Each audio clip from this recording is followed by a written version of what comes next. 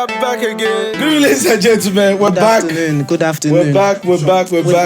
We thank God for good. It's been a while. Good producers that learn from their mistakes. It's been a long time. Yeah, as in, man, I think this is the longest we've ever gone without recording. Yes, it is. It's been 2 months. It's mad.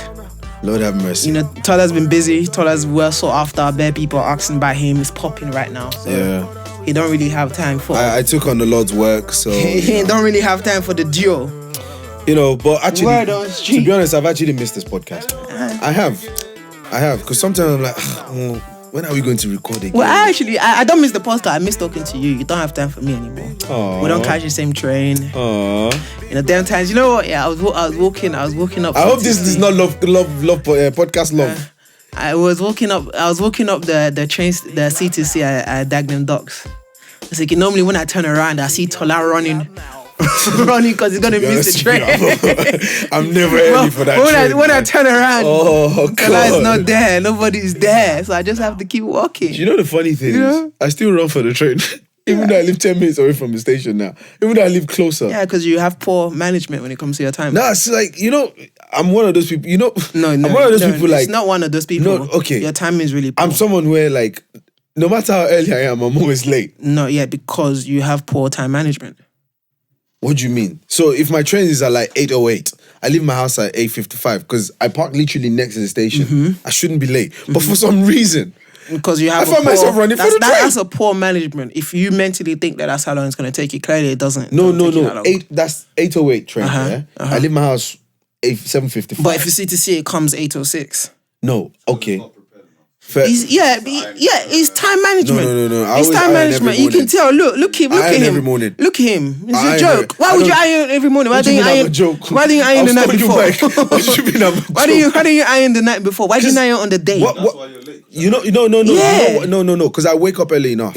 What's early enough? There's no such thing as early enough. Hold on. You guys, this is what you're failing to understand. Okay, go ahead. I know I shouldn't iron in the morning. Fine, fair enough. Because obviously, your argument is inconclusive. It's finished. But guess what? It's not even about I know I shouldn't iron them. There's like something you're used to. Like yourself now. Yes, it's called poor time management. Bad habits. Someone like you, right? You iron the night before because probably you want to sleep more in the morning. No, because I'm ready. No. Because guess what? So let's say I have to wake up at 7 o'clock if I've ironed the night before. Yeah? If I iron the night before, if I know I'm going to iron that morning, I wake up at 6:30 to do the ironing. The thing is, I think it's, making coffee like, okay, maybe I have a minute or two. You're drinking a coffee. Before you look at the time, you're like, oh, crap, I need to get out the door. Takes you 5 minutes to Hold drink on. coffee. Yeah, because I like my coffee in the morning. And so that's what I'm saying. You're not allocating time for the little things that you do. But guess what? Wait. For me now, if I iron the night before, I'll wake up later in the morning. I've tried it. Since I moved, I've actually tried it. Guy, because I feel everything you're saying equals to poor time management. Why won't you wake up at the right time? Hold on, I'm not disputing that, but I'm telling you, let's move on. Like a ritual. We're moving on. It's almost not like ritual. A ritual. You have poor time management. We're moving on. It's almost like a ritual. It's not about poor time management. It's poor time management. It's like a ritual. Like sometimes you don't want to break ritual. Some people prefer to iron the night before. You be witch. Come on. Which kind of ritual? This is what happens when you watch too much Nollywood. You be witch. Here's what happens. Ritual does not mean you have to be witchcraft. Oh my God. Let's wrap up. It's ritual. It doesn't have to do with witchcraft. You be witch. Now I'll go in and serve in the money. God. That's why they wake up for 6:30. This is why they say Oyibo mentality is different from black people. When I say ritual, all of a sudden you're thinking about killing cow. That's not what I meant. A ritual is like a routine. Fix your time management. Stop making excuses. Yeah, fair enough. All whatever. Right. We'll carry on. Do you know what? You're never going to find no one like me to talk to on the train. How about that? Cool. How about that? At least I have headphones. At least I have headphones. What were you saying again about missing me? Finish your sentence. That's it. Sentence done. Sentence is done. Just ruined the whole podcast. Just killed my energy about poor time management. Sentence is done. Anyway. Yeah. Anyway, guys, make sure you subscribe to our Spotify channel. And iTunes channel. And on all platforms, if you're on Androids, we're on that podcast. If you're on SoundCloud, we're there. If you're on YouTube, you want to see our lovely face, we are there. So make sure you subscribe, BigLoudMouth _ on everything. And if you have anything you want to promote on the show, please, we'll do it for free until we start to charge you. Why are you stoning? I'm just waiting for you to start the topic. You've done a lot of free promos on this show. So, welcome. We're here to support black businesses. If you want to, not that we'll not take white people's money as well, we will. But if you want to promote on the show, please, you're welcome. Contact, what's your email again? What's your email? BigLoudMouth1@gmail.com. There you go. He said it. Contact us via Instagram, Twitter. Anyway, today's topic is, do rich people suffer poor man problem as well? What's a poor man problem? So, what brought on this topic is, I read somewhere yesterday night that why are you laughing? It's true now. Giddy gone.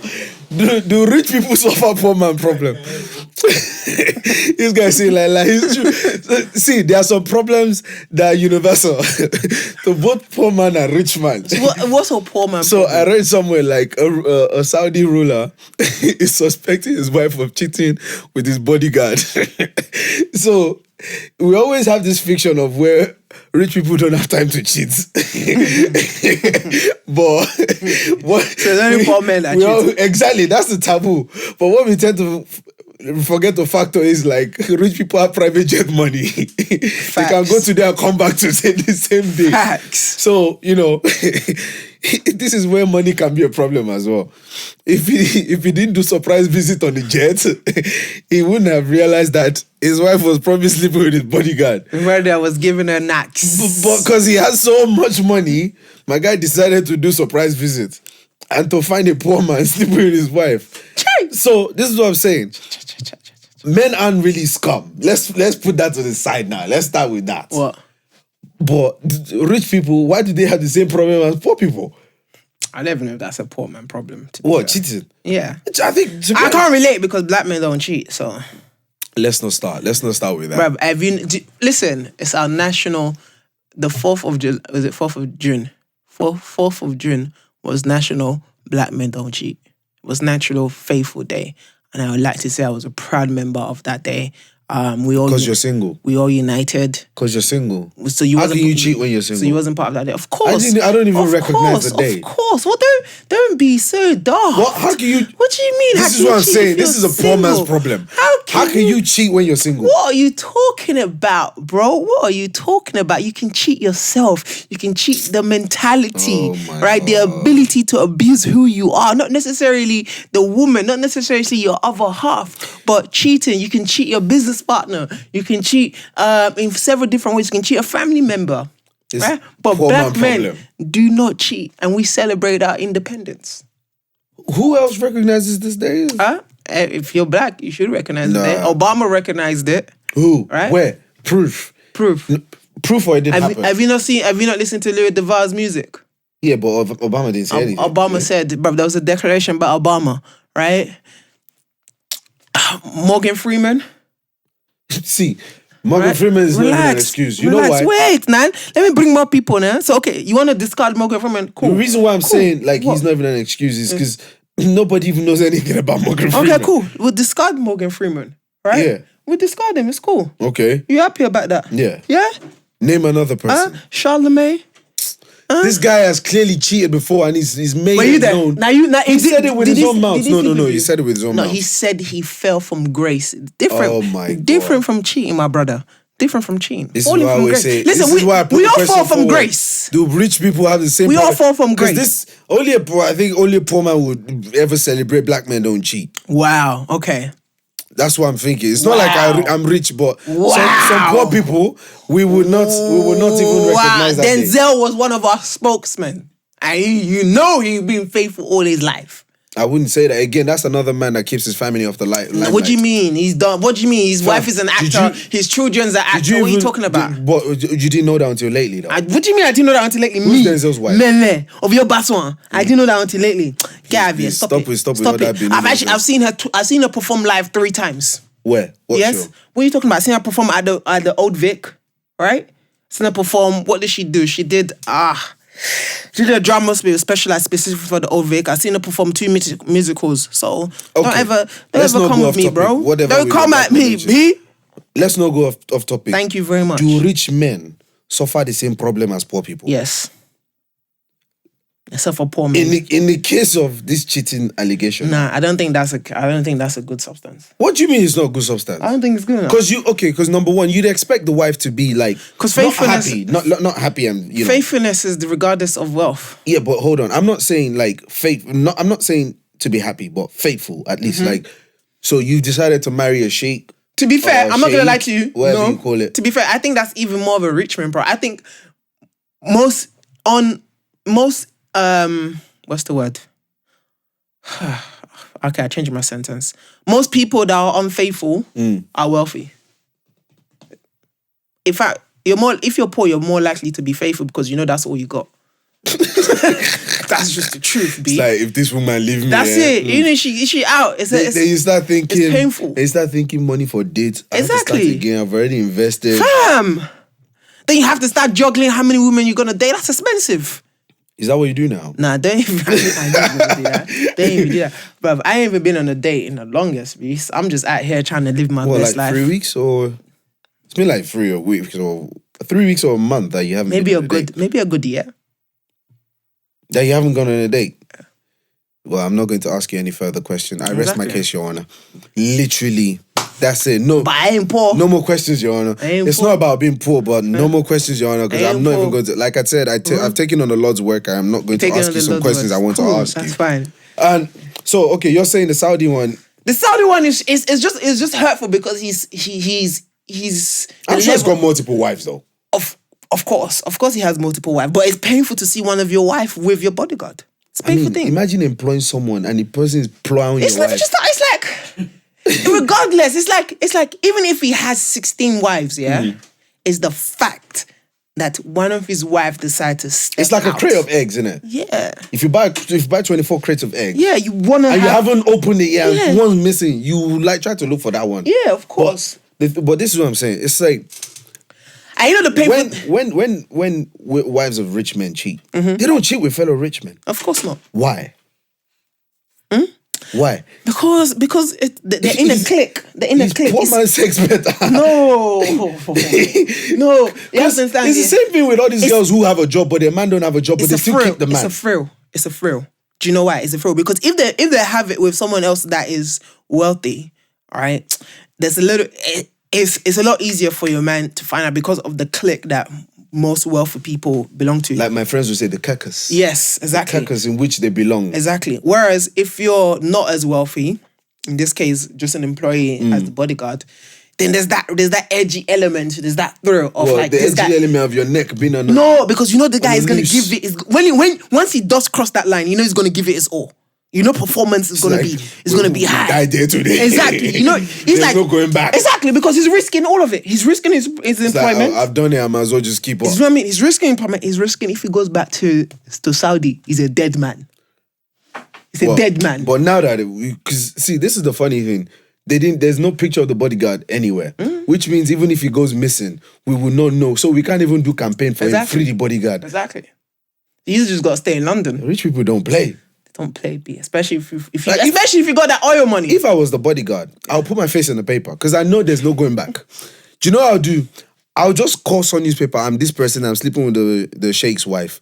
Because that way you buy protection already. But if you cannot put your face on the paper, how can we raise cardboard? I don't know how long that protection is gonna last. Though, no. It will last because guess what? If he says his life is in danger, you know the UK. We are quick to be hypocrites. The way tabloids are moving nowadays is. But I think even the UK won't protect it because they already sold guns to Saudi anyway. Them especially now with Brexit, they need those connects. I know, but.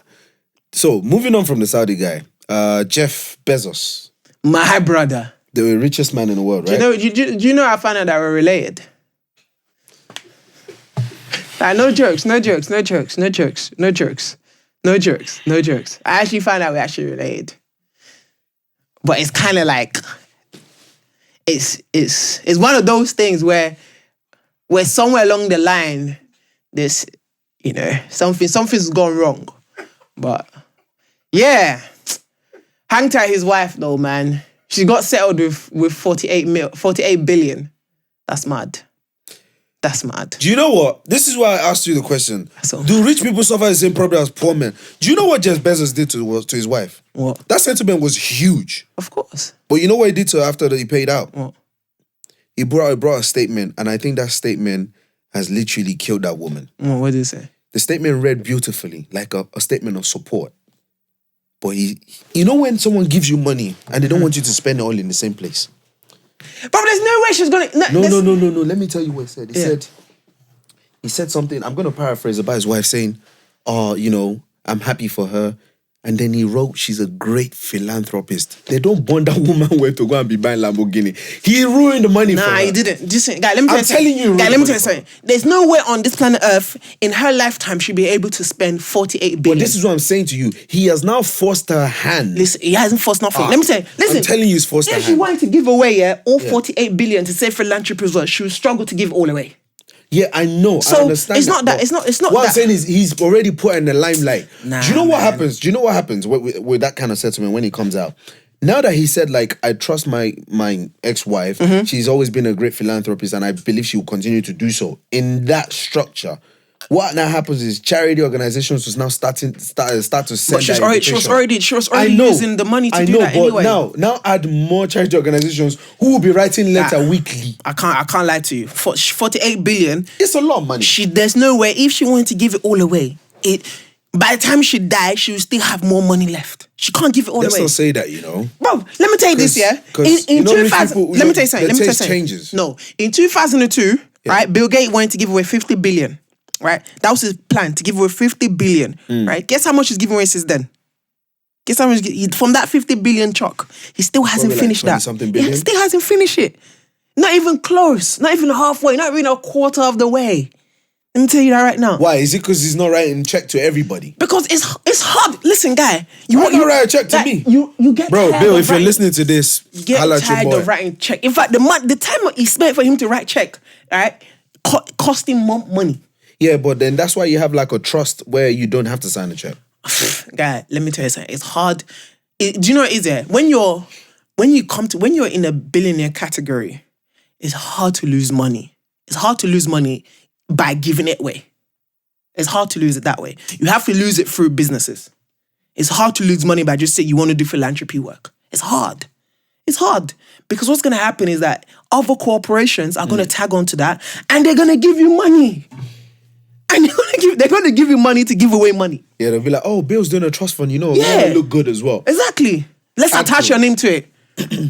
Next minute, you're getting sponsorship deal. Next minute, the money that you spend to buy all of these shoes and trainers or whatever, another corporation is doing it for you because they just want to attack. They just want to be in it. So it's hard to give money through philanthropy. So in the case of like, you know what, we talk about relationships of rich people and poor people. Poor people sometimes, I think we already know why we break up sometimes. I don't know why you say we. Me, I'm not part of that category. Okay, let me not say poor. I'm not poor regular people who are not I'm not regular. You're regular. I'm not regular. Whether you want to deny I'm rich. Today. I'm rich. Someone like Jeff Check Bezos. my bank account. Man, rich. Someone like Jeff Bezos who has built a life with his wife. Mm-hmm.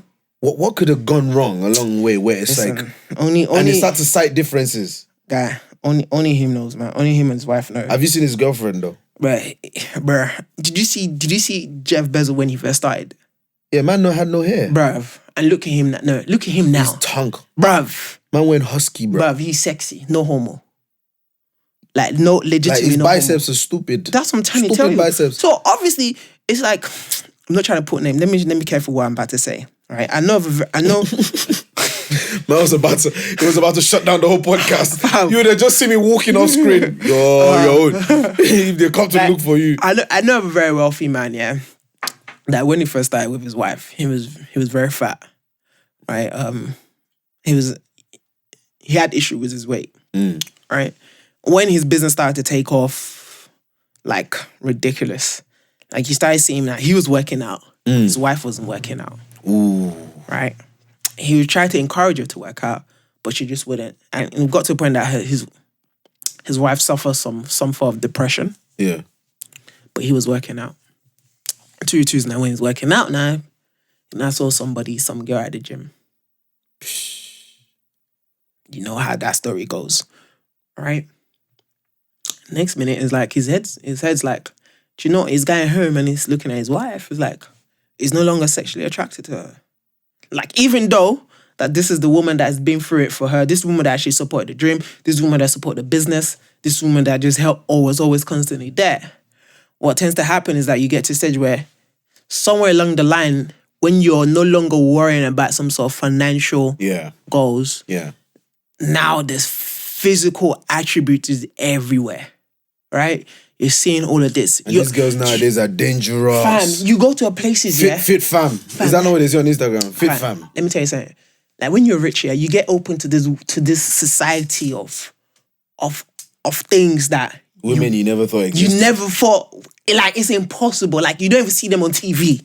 That's the caliber of things that you get open yourself to, right? You go to private clubs where you see all these Sound like you have experience. I used to have a private membership club to the Ritz, right? But it wasn't a private membership club. Back then, the Ritz Cigar Lounge wasn't a private club, but it still had his name, right? And I remember going to the Ritz with a group of colleagues back then, and this guy opened me to this level of, like, I'm not gonna say secrecy or whatever they call it, but guy, when you see the babes that are there, you see the babes that are there, you see the men that are there.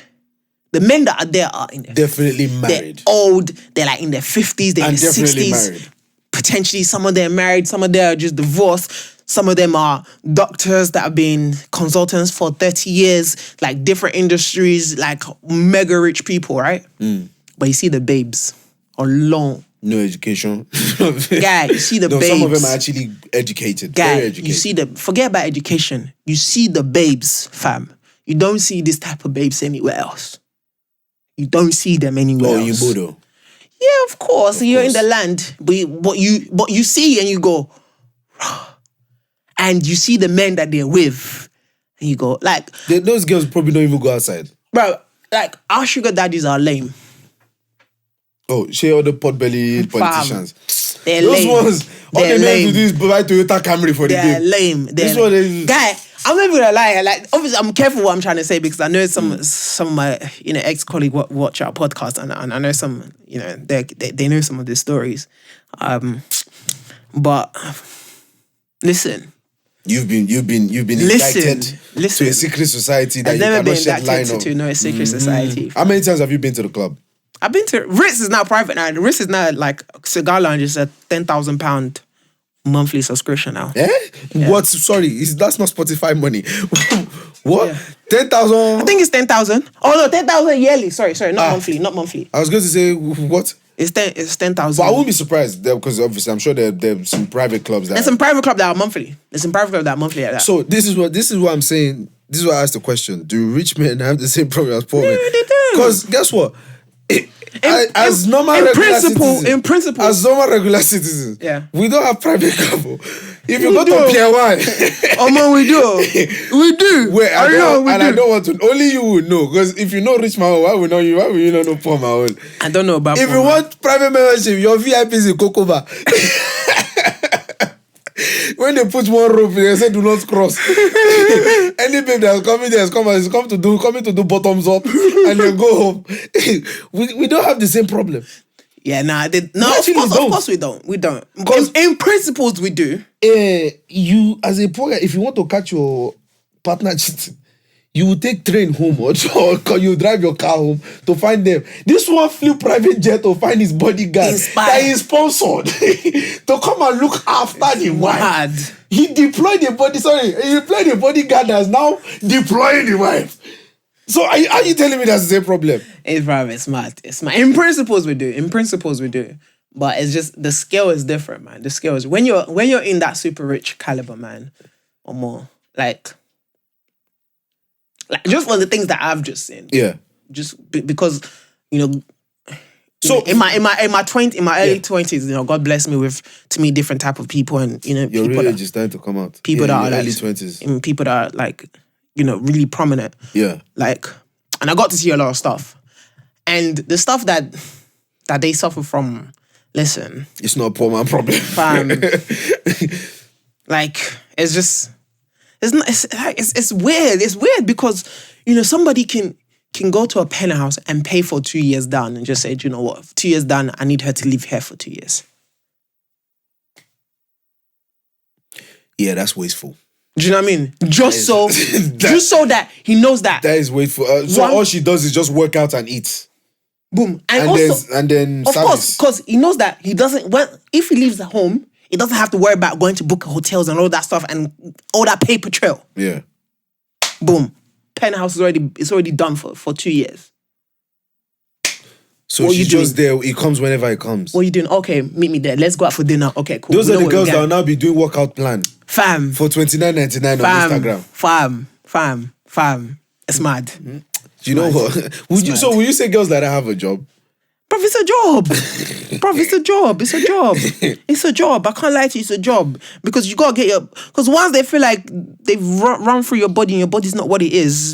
On to the next one. Yeah. There's always gonna be one 21-year-old, one 22-year-old, 23, 24, 25. After 25, don't worry, they're not talking to you. That's mad. They're not talking to you after you turn 25. It's only rare that they talk to you. But from that age, that prime age, 21 to 25 or long. But this is what I would say. Like, I was going to ask you a question earlier, but then I think along the way you've already answered it. Because my thing was, why do rich men, especially the ones who've actually built a life with a wife, always fall out? And you said, okay, yeah, because once you're settled, I think majority of the problems in a relationship is surrounded mostly maybe by financial reasons. If both people are well behaved, financial reason might be the reason why there's always a difficulty. I don't know the answer to that. No, I'm just saying, like, if both partners are well behaved, like they're good to each other, if something might make them fall, like, it might be money of all things. But if money is not there, that means like you have to go back to the genesis of your relationship of what made you attracted to that person, which is the desire of having that person. And sometimes with rich guys, it's just I'm saying from the men's perspective, right?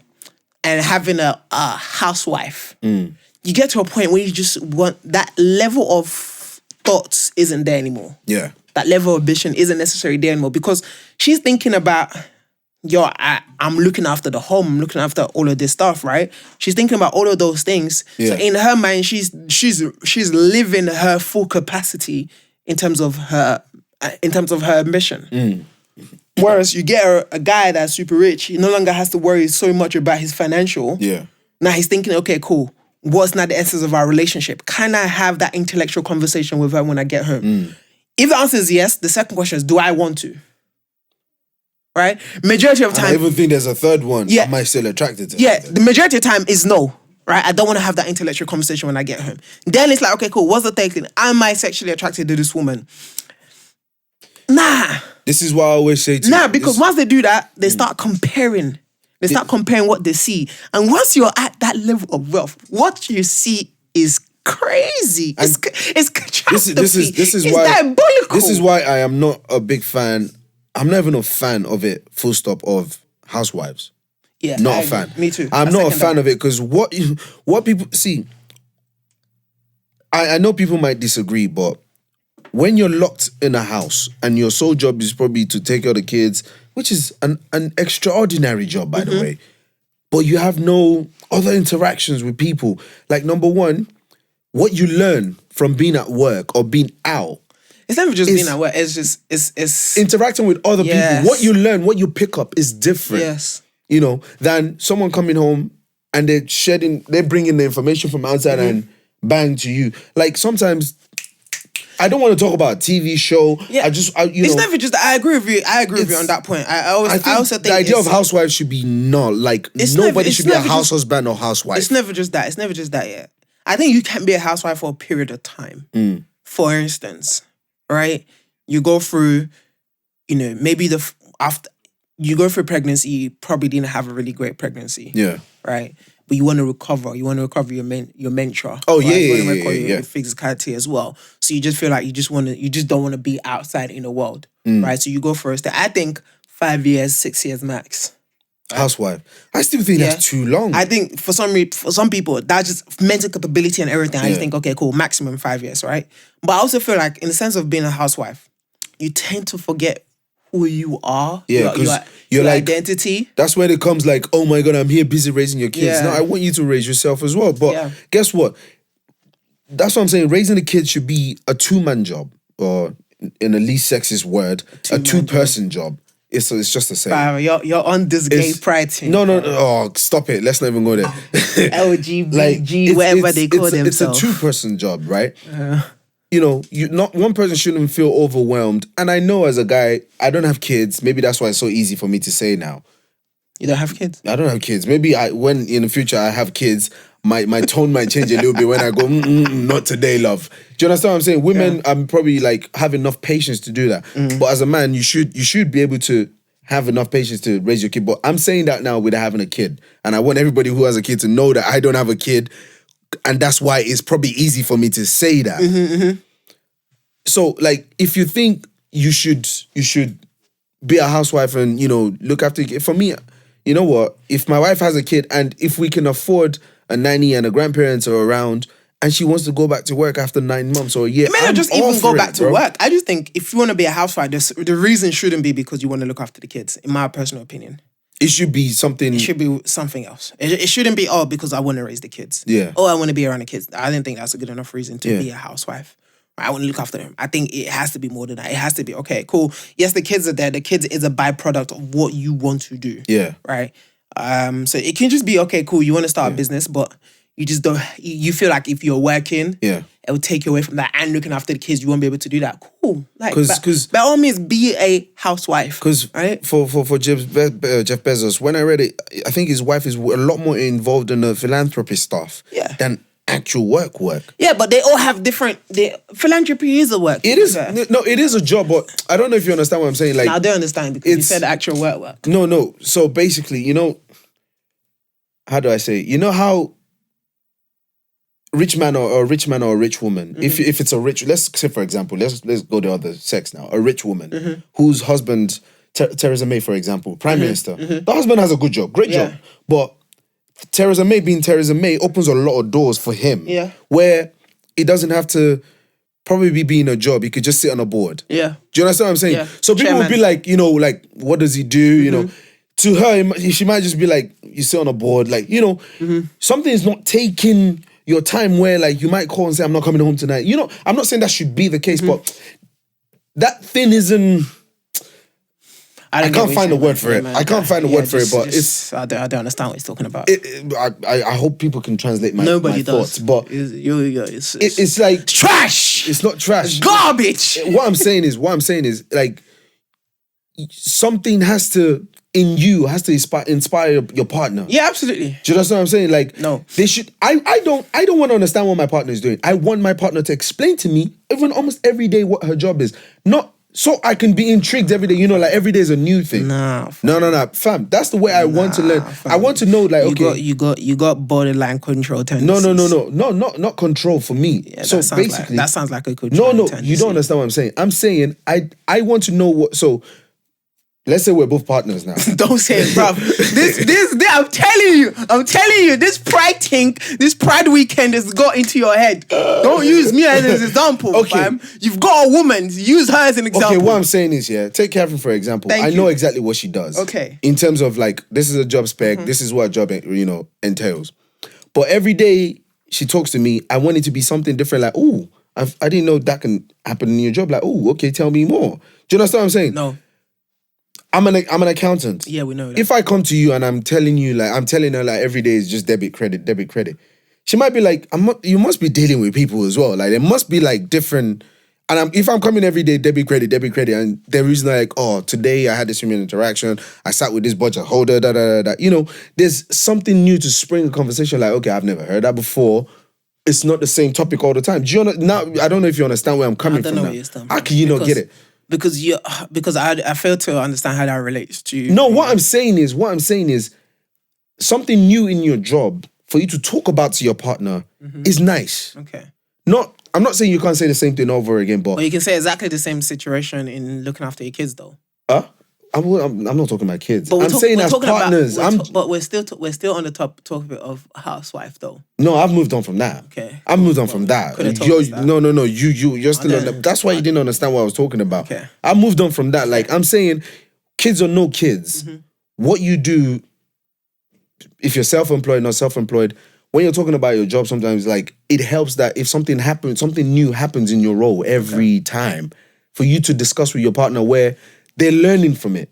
I think that just comes with passion. If you're passionate about your role. And this is what I'm saying. So it's like, even if it's philanthropy, I correct myself to say philanthropy isn't a job. I think I'm actually wrong to say that. You are very Because every day, people who are philanthropists encounter different issues. So if that issue you come on with is like something new every time, and like when you discuss it, but it takes the other person to be interested in what you're doing as well. Not really interested in, but interested in listening to what you're doing as well. Because once they don't find themselves interested in what you're doing, I think that's number one, a breakdown. And then you can now start saying, okay, the sexual part, are they still attracted to the partner, whatnot. Yeah. Okay. Yeah. No. Yeah. I get. Yeah. I get where you're talking from now, because I know what your train of thoughts is right now, because you're on the verge of talking about what could be the reason why people break up. Yeah. If you're in that elite status of wealth. Yeah. I get you. That's because as a poor man, there's so many reasons why you can break up. Yeah. So many. But I think you don't have money, you look at another girl wrong. Boom. Yeah, but that's your that's Instagram. the thing though. If you're like, well, finance is the number one reason people get a divorce. Yeah. There's number one reason. So if that's out of the way, if both of you are in the wealthy and money isn't really a topic of conversation, then the other thing will have to do with how much are you guys mentally compatible? Communication wise. Everything. I always talk about, I'll talk about that another day, man. But I think that's definitely something that comes into play. And when you're in that level of wealth, like, and your wife isn't that person, vice versa, I think it probably hurts more vice versa if your wife is the one that is really bringing home the bread, right? Not that you're not doing anything, but your wife is just in a better position. And lately, I'm speaking to a few of my people, and I'm just like, listen, most of us that are single right now, that want to marry black women, we're probably more likely to find ourselves marrying black women that are more financially stable than us, more financially wealthy than us. That's what the stats says. That's always been my prayer. Right, so it's just like, for me, it's just like, okay, cool. How do we then work on our egos? Because, it means that either two things what's going to happen, right? It means that these women that are later in the 20s that are black and African, they're going to struggle with marrying people that are in, one, older than them, and that they're more wealthy than them because they're in a better financial position than they are. Because they don't need anything from them. Right, cool. Or, second thing is going to happen is that a lot of people that are my age going to be looking at those 21-year-olds and be like, fresh out of uni. Do you know what I mean? So the sugar daddy case will flip to sugar mommy. That's what I'm trying to say. We're in this transition where if we don't work on our ego as Africans, as black men. For me, I don't mind my partner anymore. I don't mind. I really don't mind my girlfriend anymore. I don't mind at all. I really don't. Zero. I could not care less. Right? May, I will be happy when she flashes that card like, we're going dinner today, I'm paying. Fam. Because let's not forget, since the day I started earning money, I have it one way. Talk that you talk. You pay for the day. Talk that talk. So if I'm in a position that I'm married to someone that earns more money than me, it's time to put your feet on the table. Talk that talk. Bam. Madam, when are you taking me out now? Talk that talk. You understand? Even let me share something with you. Yeah, my girlfriend now. Man. Yeah, I know, but my girlfriend now. Let's round up. My girlfriend now. Don't want to hear it. When we don't be jealous. We don't want to hear it. We don't want to hear it, guys. Yo, thank you for listening to Big Loud Mouth. Okay. Shout. Thank you very much. Shout. We're very happy to be back. Honestly. No. This is part of fun. No, it's okay. It's irrelevant. We're very. Not gonna let me live with this. No, maybe even if I say it, the taking care will stop. So let me not post and sign my own Gary. We're very happy to be back. Thank you very much for those people who are going to listen. That means you're paying attention to us. You're waiting. Those people who have been asking, when are we going to start recording again? Here you go. Here's another episode. We're back with a bang. We're back like we never left. Thank you very much for Don't forget listening. To subscribe. Don't forget to comment. On Spotify, YouTube. Follow our Instagram page. Follow our Twitter page. God bless you. Have a good night. Love you.